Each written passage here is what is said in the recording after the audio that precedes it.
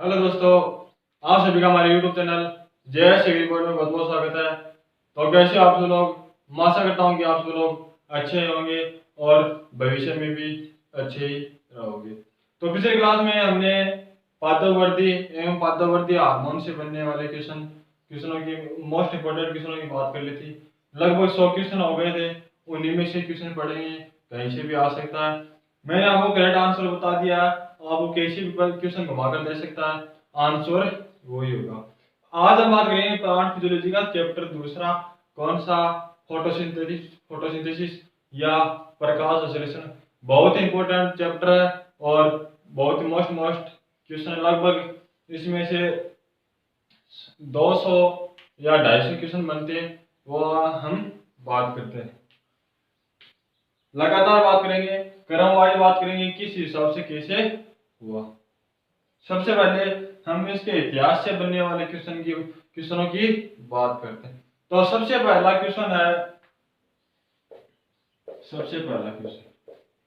कि प्रकाश संश्लेषण का सर्वप्रथम प्रयोग कहाँ किया गया या किस पर किया गया? प्रकाश संश्लेषण का प्रयोग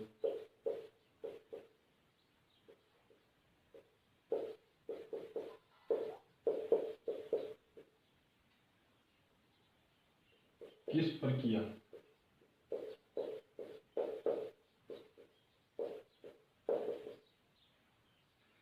तो प्रकाश संश्लेषण का सर्वप्रथम प्रयोग किस पर किया गया? बैक्टीरिया पर। किस पर? बैक्टीरिया या जीवाणु पर।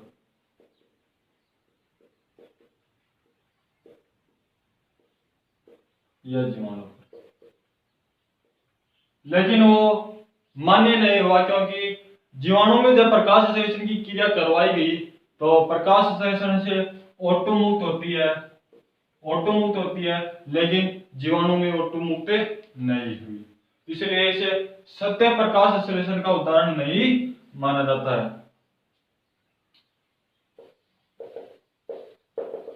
क्वेश्चन नंबर दूसरा है कि सत्य प्रकाश संश्लेषण का प्रयोग किस पर किया गया? सत्य प्रकाश संश्लेषण का प्रयोग किस पर किया गया? सत्य प्रकाश संश्लेषण का प्रयोग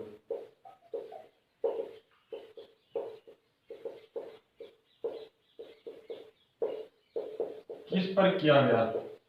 इंपॉर्टेंट क्वेश्चन है। तो सत्य प्रकाश संश्लेषण का प्रयोग किस पर किया गया? साइनोबैक्टीरिया। किस पर किया गया? साइनोबैक्टीरिया।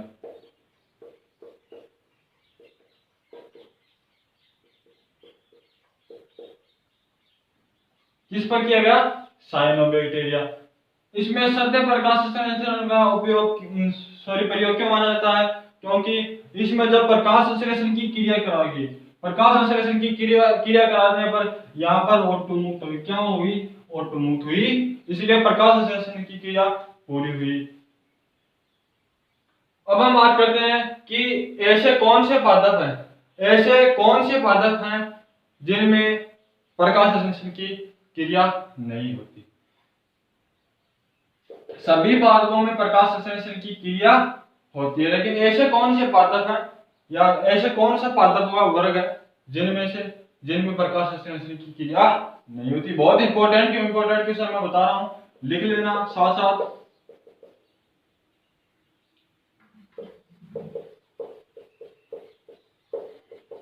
कौन से पादप में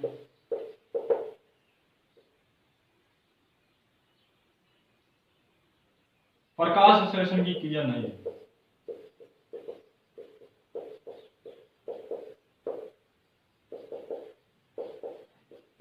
क्रिया नहीं होती है।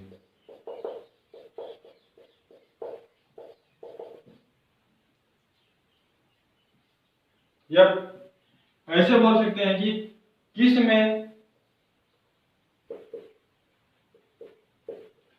में प्रकाश संश्लेषण की क्रिया नहीं होती? तो किस में नहीं होती है?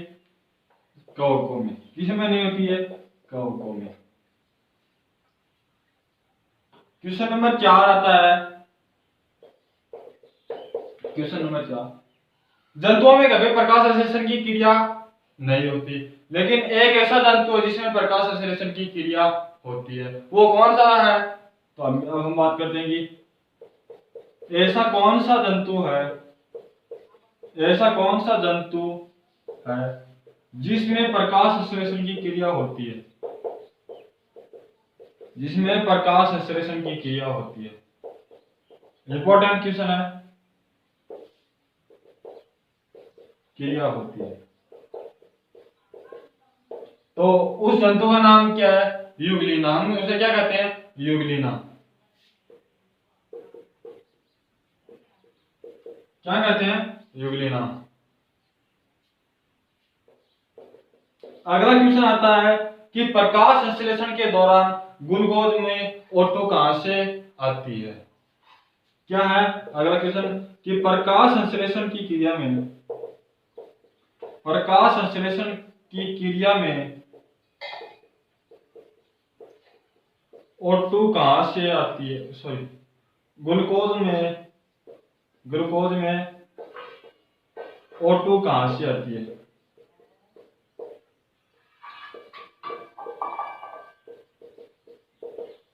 तो प्रकाश संश्लेषण के दौरान ग्लूकोज में O2 कहां से आती है? कार्बोहाइड्रेट से। कहां से आती है? कार्बोहाइड्रेट से।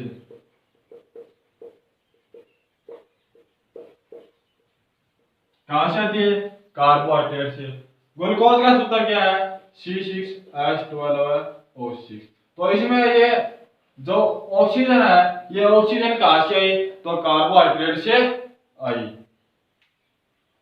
क्वेश्चन नंबर 6 है, क्या है क्वेश्चन नंबर 6 कि एस प्रकाश संश्लेषण का प्रथम दर से उत्पाद स्टार्च को माना जाता है। किसको माना जाता है? स्टार्च को। प्रकाश संश्लेषण का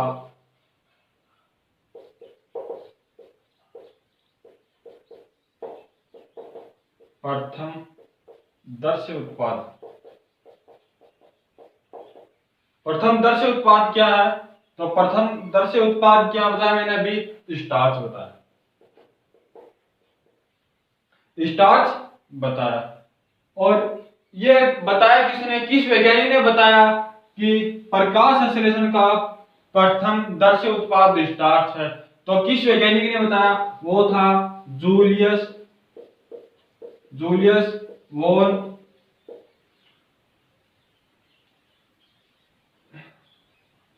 वॉन शेच।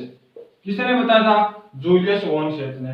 क्या कहा कि प्रकाश संश्लेषण या प्रकाश संश्लेषण की क्रिया का प्रथम दर से उत्पाद स्टार्च है। क्या है? प्रकाश संश्लेषण की क्रिया का प्रथम दर से उत्पाद स्टार्च है। अब अगला क्वेश्चन है कि पादपों में वायु को शुद्ध करने की क्षमता किस पर निर्धारित है या किस पर आधारित है? तो पादपों में वायु को शुद्ध करने के लिए वो किस पर आधारित होते हैं? CO2 पर। किस पर होते हैं? CO2 पर। कैसे? क्योंकि पादप जो है वो श्वसन में क्या लेते हैं? CO2 लेते हैं। और बाहर कौन सी छोड़ते हैं? ऑक्सीजन। कौन सी? ऑक्सीजन। अगर CO2 पादप ग्रहण करते हैं, CO2 पादप ग्रहण करते हैं तो वायुमंडल शुद्ध होगा, क्योंकि वायुमंडल को दूषित करती है। कौन सी गैस करती है? CO2। और पादप CO2 लेकर वायुमंडल को शुद्ध करते हैं और कौन सी गैस छोड़ते हैं? ऑक्सीजन। जो किसके लिए? मनुष्य अपने श्वसन में लेते हैं। तो पादपों में वायु को या वायुमंडल को शुद्ध करने की क्षमता किस पर आधारित है? तो किस पर आधारित है? CO2 पर। पादपों में वायु को शुद्ध करने की क्षमता किस पर आधारित है?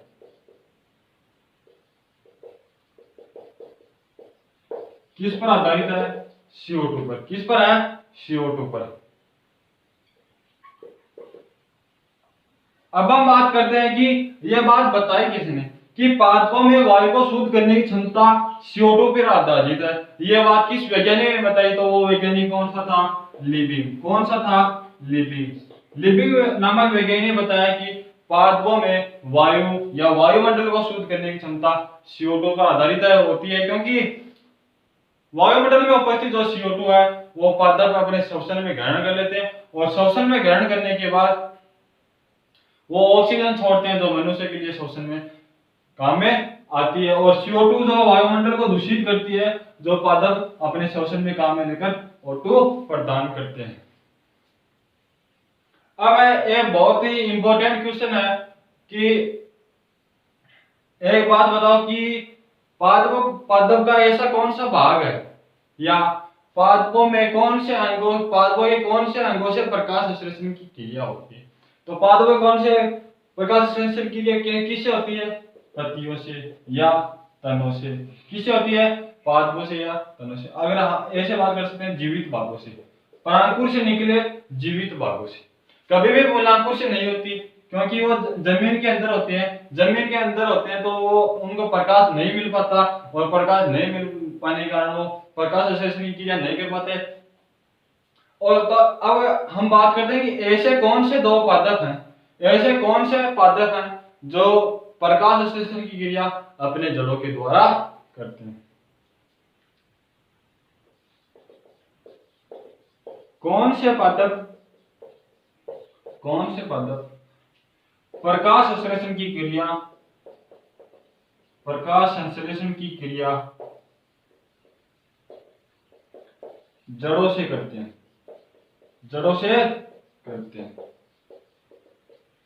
तो ऐसे कौन से पादप हैं जो प्रकाश संश्लेषण की क्रिया जड़ों से करते हैं? तो वो दो पादप है। कौन कौन से हैं? एक तो टिनोस्पोरा। कौन सा? टिनोस्पोरा। और दूसरा सिंघाड़ा। कौन सा? सिंघाड़ा। ये दो पादप ऐसे हैं जो प्रकाश संश्लेषण की क्रिया अपनी जड़ों से या भूमिगत भागों से करते हैं, हम ये कह सकते हैं। एक बार फिर से देख लेते हैं कि मैंने क्या बताया।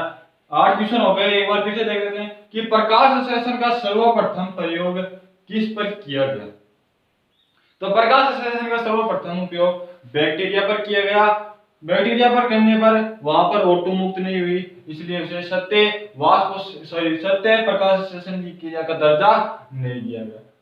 अगला क्वेश्चन है कि सत्य प्रकाश संश्लेषण की क्रिया का दर्जा किसे दिया जाता है? तो सत्य प्रकाश संश्लेषण क्रिया का दर्जा किसे दिया जाता है? साइनोबैक्टीरिया। क्योंकि जब प्रकाश संश्लेषण की क्रिया साइनोबैक्टीरिया में कराई गई तो वहां पर O2 मुक्त हुई। अब अगला क्वेश्चन नंबर 3 है कि किसमें प्रकाश संश्लेषण की क्रिया नहीं होती, या किन पादपों में, पादप भी बोल सकते हैं कि पादप जगत में ही कवक आते हैं, तो इसलिए किन पादपों में प्रकाश संश्लेषण की क्रिया नहीं होती? तो कौन से में नहीं होती? कवकों में। अगला क्वेश्चन, ऐसा कौन सा जंतु है जिसमें प्रकाश संश्लेषण की क्रिया होती है? तो जंतुओं में कभी प्रकाश संश्लेषण की क्रिया नहीं होती, लेकिन एक जंतु है जिसमें प्रकाश संश्लेषण की क्रिया होती है, वो कौन सा? यूग्लिना। अब अगला आता है कि प्रकाश संश्लेषण की क्रिया के दौरान ग्लूकोज में O2 कहां से आती? ग्लूकोज का सूत्र होता है C6H12O6, जिसमें O6 है वो कहां से प्राप्त होती है? तो O6 कहां से प्राप्त होती है? कार्बोहाइड्रेट से होती है। अब अगला क्वेश्चन है कि प्रकाश संश्लेषण का प्रथमदर्शी उत्पाद क्या है? तो प्रकाश संश्लेषण का प्रथमदर्शी उत्पाद क्या है? स्टार्च। यह बात किस वैज्ञानिक ने कही? तो यह बात जूलियस वॉन शेज नामक वैज्ञानिक थे जिन्होंने यह बात कही। अगला क्वेश्चन है पादपों में वायु को शुद्ध करने की क्षमता किस पर आधारित है? तो पादपों में वायु को शुद्ध करने की क्षमता किस पर आधारित है? CO2 पर। किस पर आधारित है? CO2 पर। यह बात किसने बताई? तो यह बात किसने बताई? एक लिविंग नामक वैज्ञानिक थे जिन्होंने यह बात बताई।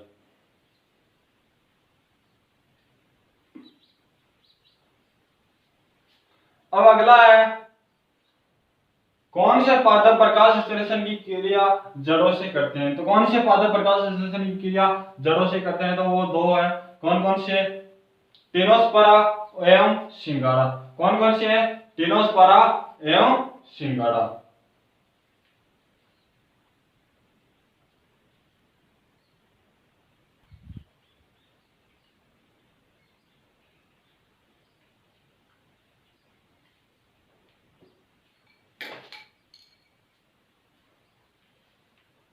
आगे बढ़ते हैं क्वेश्चन नंबर 9 की तरफ। सब के सब इंपॉर्टेंट क्वेश्चन है, कहीं से भी यह क्वेश्चन आ सकता है, इसलिए जो भी क्वेश्चन है वो एक बुक में लिख लेना साथ साथ।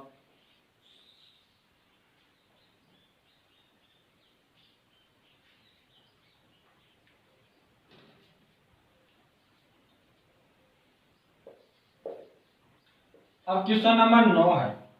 क्वेश्चन नंबर 9 क्या है कि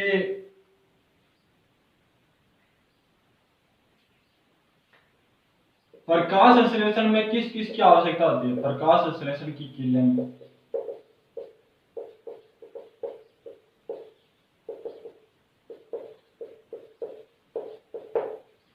प्रकाश संश्लेषण की क्रिया में किस किस की आवश्यकता होती है?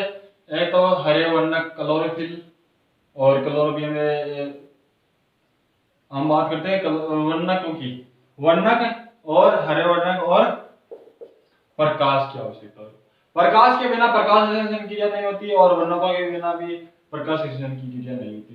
तो ये बात किसने बताई कि प्रकाश संश्लेषण में वर्णकों एवं प्रकाश का महत्व है? किस वैज्ञानिक ने बताया? तो प्रकाश संश्लेषण में प्रकाश एवं वर्णकों का महत्व है, किस वैज्ञानिक ने बताया?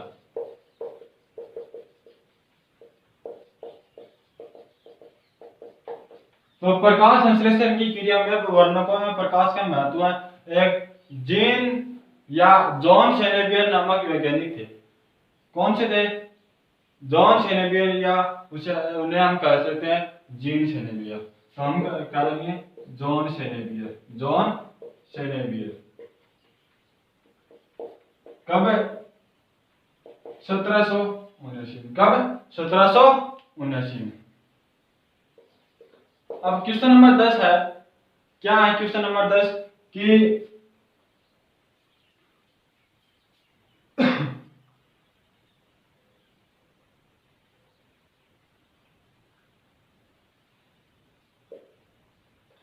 पादपों में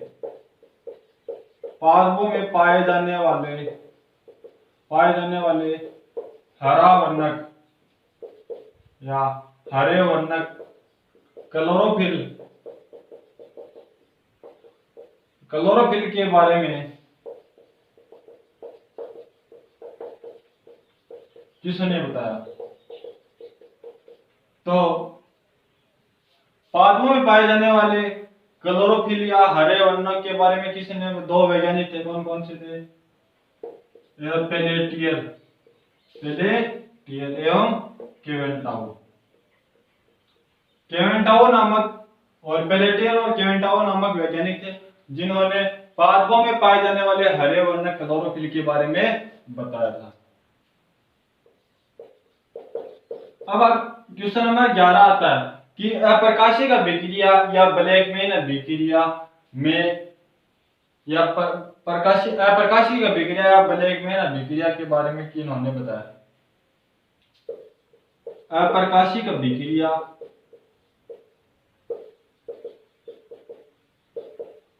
या हम कह सकते हैं ब्लैकमैन अभिक्रिया के बारे में किसने बताया?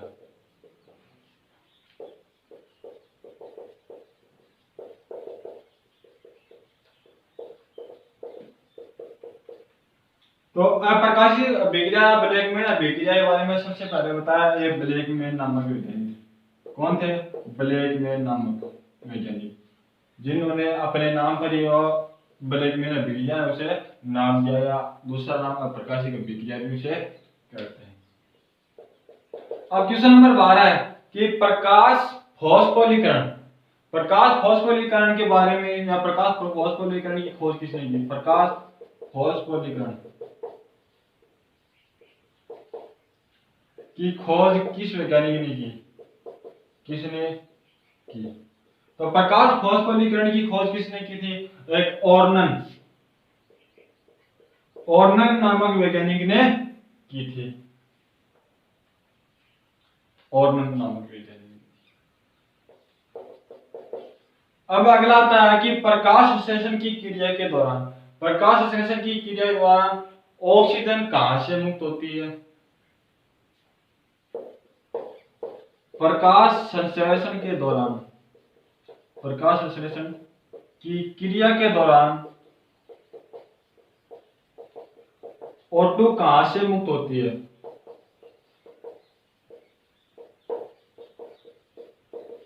तो प्रकाश संश्लेषण की क्रिया के दौरान O2 कहां से मुक्त होती है? H2O से, या हम कह सकते हैं जल से। क्वेश्चन नंबर 14 है। क्वेश्चन नंबर 14 क्या कि ऑक्सीजन की खोज किसने की थी? ऑक्सीजन की खोज किसने की थी?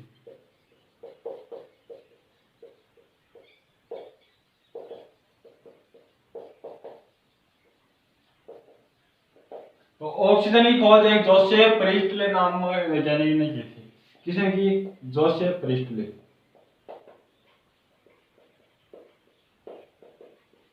नामक वैज्ञानिक थे। उन्होंने बताया कि ऑक्सीजन, जोसेफ प्रिस्टले नामक वैज्ञानिक ने ऑक्सीजन की खोज की। किस वैज्ञानिक ने उष्णकटिबंधीय पौधों में, किस वैज्ञानिक ने उष्णकटिबंधीय पौधों में C4 चक्कर का अध्ययन किया? तो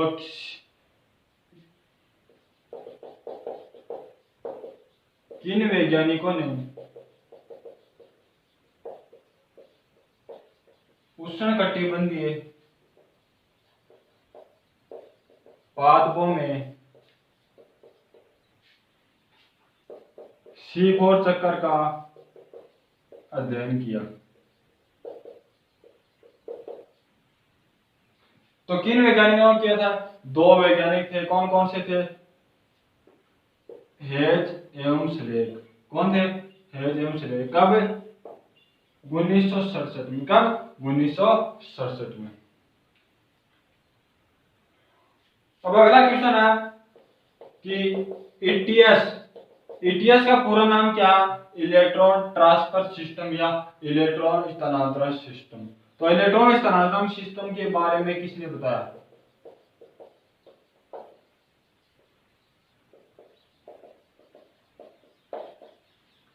तो ईटीएस के बारे में किसने बताया था? एक रॉबर्ट हिल नामक वैज्ञानिक थे। कौन थे? रॉबर्ट हिल नामक वैज्ञानिक थे, जिन्होंने बताया ईटीएस के बारे में। कब बताया?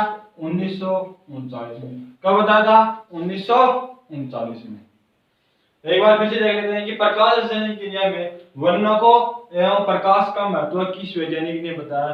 तो प्रकाश संश्लेषण की क्रिया में वर्णकों को एवं प्रकाश का महत्व है जॉन सेनेबियर नामक वैज्ञानिक थे, जिन्होंने 1779 में बताया था। अगला क्वेश्चन है कि पादपों में पाए जाने वाले हरे वर्णक क्लोरोफिल के बारे में किसने बताया? तो दो वैज्ञानिक थे, पेलेटियर और केवेंटाउ। अगला क्वेश्चन है कि अप्रकाशिक अभिक्रिया या ब्लैकमैन अभिक्रिया की खोज किसने की? तो अप्रकाशिक या ब्लैकमैन अभिक्रिया की खोज ब्लैकमैन नामक विद्वान ने की थी। अगला क्वेश्चन है कि प्रकाश फॉस्फोरिलीकरण की खोज किसने की? तो प्रकाश फॉस्फोरिलीकरण की खोज ऑर्नन नामक वैज्ञानिक ने की थी।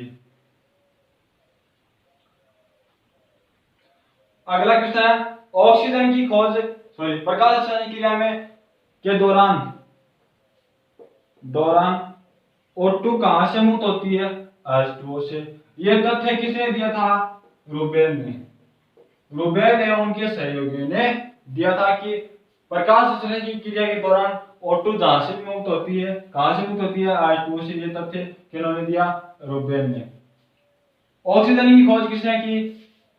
जोसेफ प्रिस्टले ने। लगभग 1774 में या 1774 में की थी।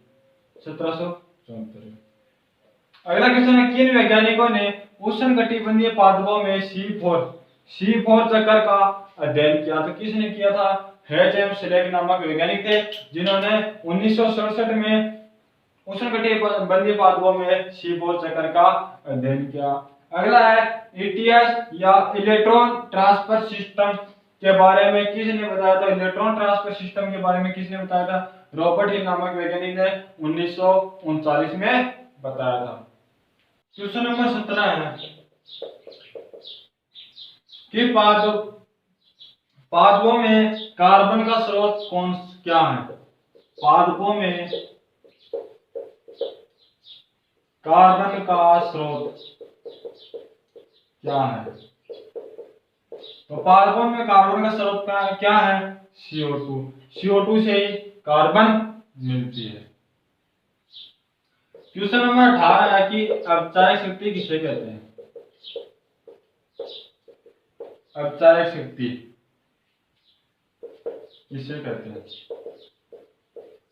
तो अपचायक शक्ति NADPH2 को कहते हैं। किसे कहते हैं?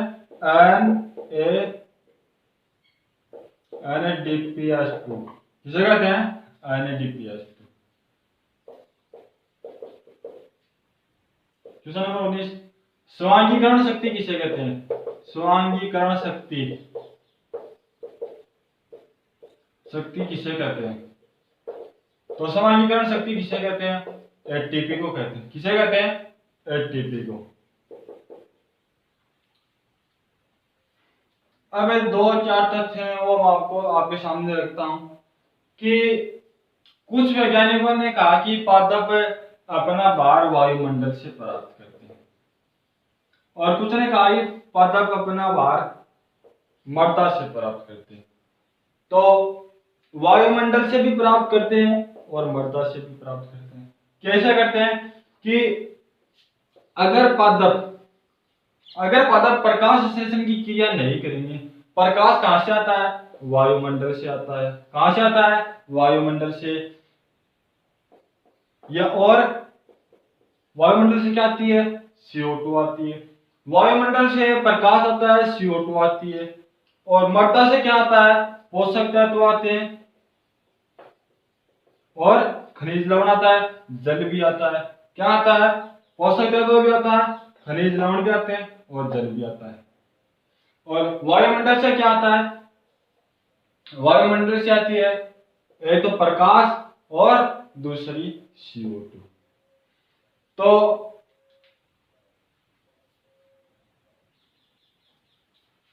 किस वैज्ञानिक ने यह कहा कि पौधे अपना भार वायुमंडल से प्राप्त करते हैं? किस वैज्ञानिक ने कहा? क्वेश्चन नहीं आता है कि मैं बता देता हूं आपको, इंपॉर्टेंट है। किस वैज्ञानिक ने कहा कि पादप अपना भार वायुमंडल से प्राप्त करते हैं? तो यह बात किसने की? स्टीफन हेल्स नामक वैज्ञानिक ने। किसने की? स्टीफन हेल्स नामक वैज्ञानिक ने। किसने की? स्टीफन हेल्स नामक वैज्ञानिक ने। क्वेश्चन नंबर 21 की बात करें कि किस वैज्ञानिक ने कहा कि पादप अपना भार मृदा से प्राप्त करते हैं?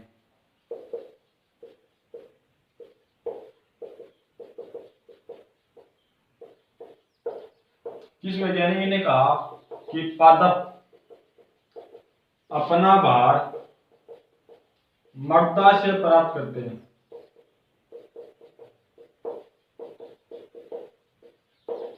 तो किसने कहा था? अरस्तु ने। किसने? अरस्तु ने। किस वैज्ञानिक ने कहा? अरस्तु ने। अब अगला इंपॉर्टेंट क्वेश्चन है कि प्रोकैरियोटिक कोशिका में प्रकाश संश्लेषी अंग कौन सा होता है? प्रोकैरियोटिक कोशिका में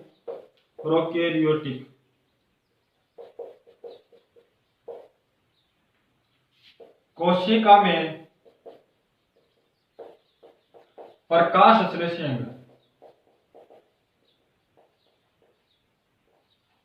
कौन सा होता है? तो प्रोकैरियोटिक कोशिका में प्रकाश संश्लेषी अंग कौन सा होता है? लेमिली या क्रोमेटोफोर। क्या होता है? प्रोकैरियोटिक कोशिका में प्रकाश संश्लेषी अंग क्या है? लेमिली या क्रोमेटोफोर। अब क्वेश्चन नंबर 23 आता है कि यूकेरियोटिक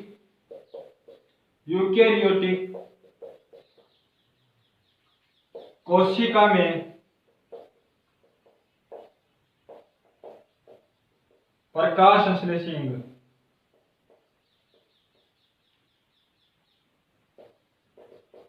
तो यूकेरियोटिक कोशिका में प्रकाश संश्लेषण अंग कौन सा है? हरित लवक। क्या है? हरित लवक।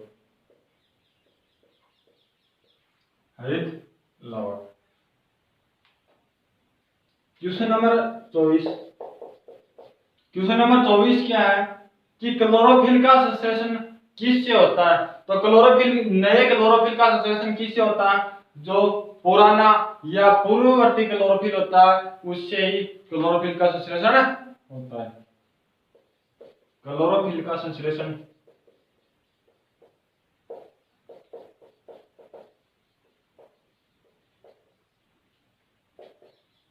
किससे होता है? तो क्लोरोफिल का संश्लेषण पूर्ववर्ती क्लोरोफिल से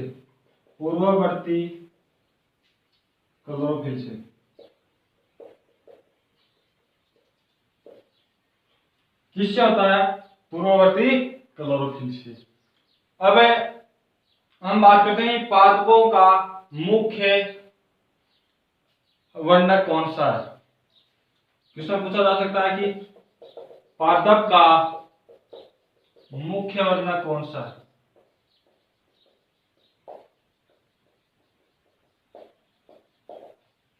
तो पादप का मुख्य वर्णक कौन सा है? Chlorophyll A. कौन सा है? Chlorophyll A. अब इसमें एक क्वेश्चन मैं यही बता देता हूं कि क्लोरोफिल कौन से पादपों में पाया जाता है? तो क्लोरोफिल यूकेरियोटिक पादपों में पाया जाता है। कौन से में? यूकेरियोटिक पादपों में पाया जाता है। किसमें पाया जाता है? यूकेरियोटिक पादपों में। एक बार फिर से देख लेते हैं कि पादपों में कार्बन का स्रोत CO2 है। अपचायक शक्ति किसे कहते हैं? NH2 को कहते हैं। और सांख्यीकरण शक्ति किसे कहते हैं? ATP को कहते हैं। और किस वैज्ञानिक ने कहा पादप अपना भार वायुमंडल से प्राप्त करते हैं? किसने कहा? स्टीफन हेल्स ने कहा। और किस वैज्ञानिक ने यह कहा कि पादप अपना भार मृदा से प्राप्त करते हैं? तो किसने कहा? अरस्तु ने कहा। और प्रोकैरियोटिक कोशिका में प्रकाश संश्लेषी अंग लेमिलिया क्रोमेटोफोर। प्रकाश संश्लेषी अंग कौन से होते हैं? जो प्रकाश संश्लेषण की क्रिया करते हैं वो प्रकाश संश्लेषी अंग कहलाते हैं।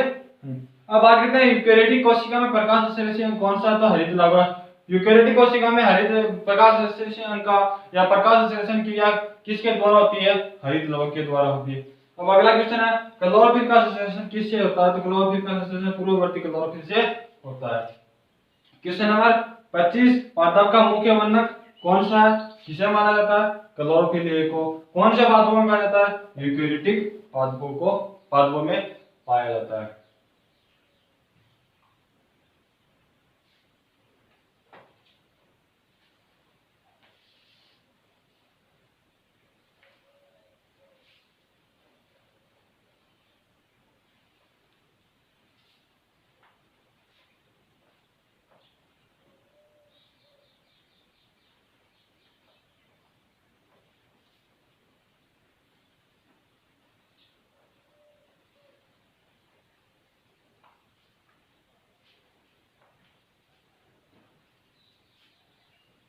अब क्वेश्चन नंबर 26 आता है।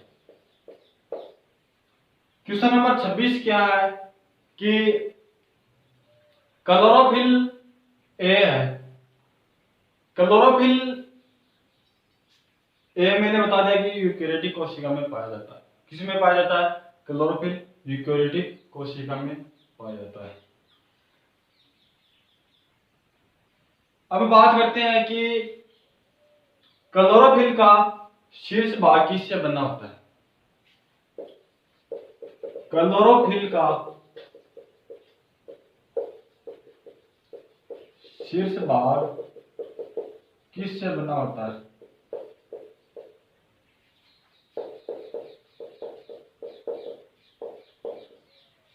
तो क्लोरोफिल का शीर्ष भाग किससे बना होता है? पोरफायरिन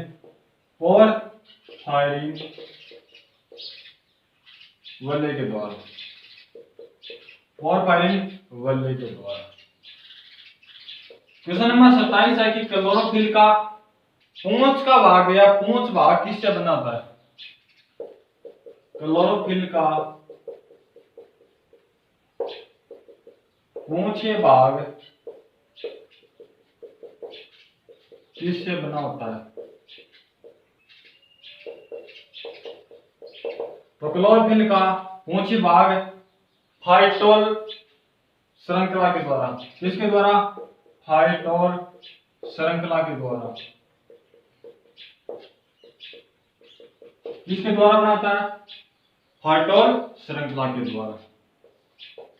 अब क्वेश्चन नंबर 28 आता है कि एक पोरफायरिन वलय में फाइटोल श्रृंखला की संख्या। एक पोरफायरिन वलय में फाइटोल श्रृंखला की संख्या। एक पोरफायरिन वलय में फाइटोल वलय की संख्या, फाइटोल श्रृंखला की संख्या। तो एक पोरफायरिन वलय में फाइटोल श्रृंखला की संख्या कितनी होती है? 4 होती है। क्या होती है? 4 होती है। अब अगला क्वेश्चन नंबर 29 आता है कि पोरफायरिन वलय और फाइटोल श्रृंखला कौन से बंध द्वारा जुड़ी होती है? तो पोरफायरिन वलय एवं फाइटोल श्रृंखला किस बंध द्वारा जुड़े रहते हैं? जुड़े रहते हैं। तो किस बंध द्वारा जुड़े रहते हैं? एस्टर बंध द्वारा। कौन से बंध द्वारा? एस्टर बंध द्वारा। अब ये हो गई पोरफायरिन वलय और फाइटोल वलय की श्रृंखला की बात। अब हम बात करते हैं क्लोरोफिल ए के। क्लोरोफिल ए के द्वितीय पायरोल रिंग में कौन सा समूह उपस्थित होता है? क्वेश्चन नंबर 30 कि क्लोरोफिल ए में के द्वितीय पायरोल रिंग पर कौन सा समूह जुड़ा रहता है?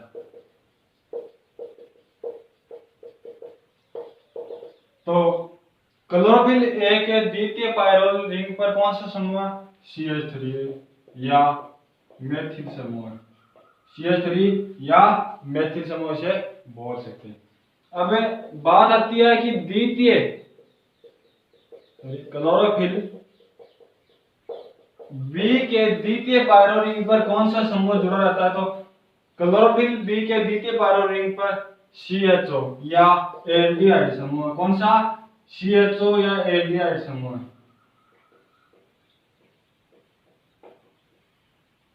कौन सा जुड़ा रहता है?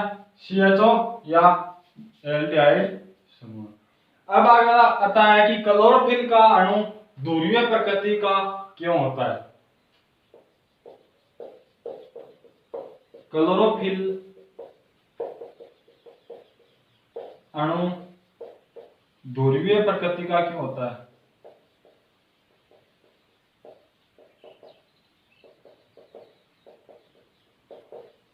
तो क्लोरोफिल का अणु ध्रुवीय प्रकृति का क्यों होता है? क्योंकि इसका शीर्ष भाग जल अनुरागी होता है। क्योंकि शीर्ष भाग जल अनुरागी होता है। जल अनुरागी होता है। अब आता है क्वेश्चन आता है कि क्लोरोफिल, बहुत इंपॉर्टेंट क्वेश्चन है कि क्लोरोफिल संश्लेषण के लिए आवश्यक तत्व।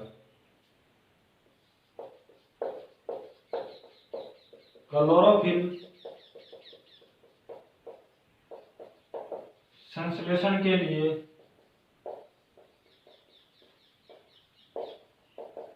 आवश्यक तत्व।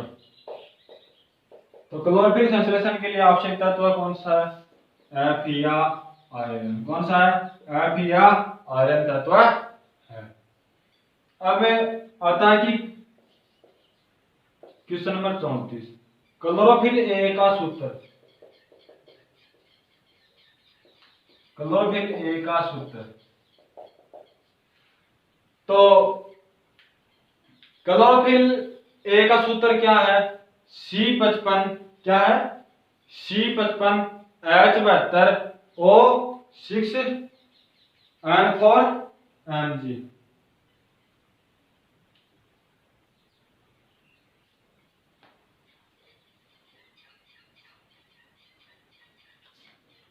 क्या है? C55 H72 O5 N4 Mg। क्या है? C55 H72 O5 N4 Mg। अब हम बात करते हैं कि क्लोरोफिल बी का सूत्र क्या है? क्लोरोफिल, यहां लिख देता हूं, यहीं पर जगह नहीं, यहां लिखता हूं क्लोरोफिल बी का सूत्र। तो क्लोरोफिल बी का सूत्र है C55 H70 O6 N4 Mg। क्या है? C55 H70 O6 N4 Mg। अब इसमें क्या है, मैंने अभी बताया कि क्लोरोफिल ए है, उसमें द्वितीय पायरो रिंग पर CH3 समूह और इस पर क्या है? CH2 समूह। इसमें क्लोरोफिल ए और क्लोरोफिल बी में ये सिर्फ यही अंतर है इसमें कि क्लोरोफिल ए में CH3 और क्लोरोफिल बी में CH2 समूह। इसलिए क्लोरोफिल ए के समूह में 2 हाइड्रोजन घटा देंगे, क्योंकि इसमें 3 है, इसमें 2 हाइड्रोजन घटा देंगे, 1 ऑक्सीजन जोड़ देंगे। तो इसका सूत्र क्या होगा? C55 H70 O6 N4 Mg। क्या हुआ? C55 H4 Mg। ये 35 क्वेश्चन हो गए, कल और आगे बढ़ेंगे। तो अगर आप सभी को हमारा ये वीडियो पसंद है तो शेयर करना, लाइक करना और कमेंट करके बताना कि वीडियो कैसा लगा। और अगर आप हमारे YouTube चैनल पर नए हो तो चैनल को सब्सक्राइब कर लेना। थैंक यू दोस्तों।